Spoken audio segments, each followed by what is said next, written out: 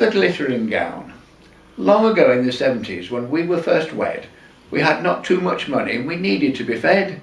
We had a new mortgage and were planning babies, so not many extravagancies, more likely maybes.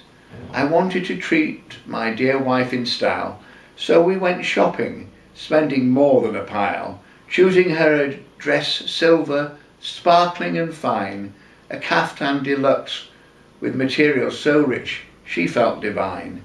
It glittered and shimmered and was far too extravagant. I was determined to buy my wife this luxury. I was adamant. We had been to an expensive department store. After we had left and had paid, I felt very poor. It was with joy we went to a ball. Eileen was the belle that night of all. She felt $1 million wearing her beautiful dress. But something happened to change her view, I confess.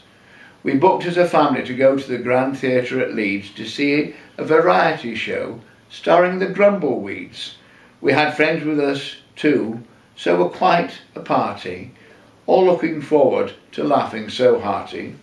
Before they came on, there were support acts galore. We expected to be cheering, clapping and calling for more.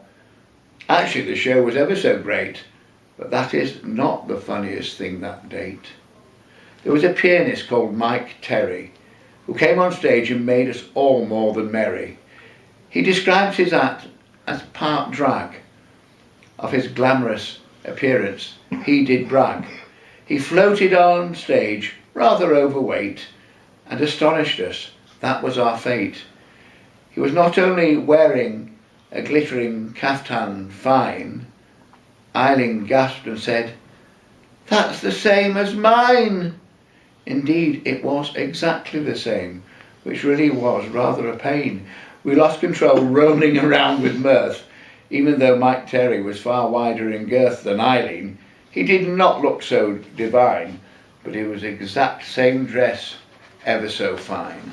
After we had dried our laughter tears, Eileen said something that started my fears.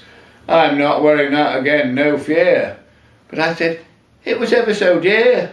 As it happened, when we were next expecting a baby, she relented and said just maybe. The dress expanded and looked so great that to get rid of it, she decided to wait. After she had finished with it, it got worn once more by me. And I'm sure you'll all say, "Bloody hell, core." However, there is an explanation that will satisfy the nation. I was cast in a nativity play as Melchior, one of the three kings who visited the poor family with baby Jesus so mild.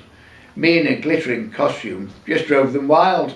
I managed to pull it around so it did not look like a dress, and I looked splendid in it, I do confess.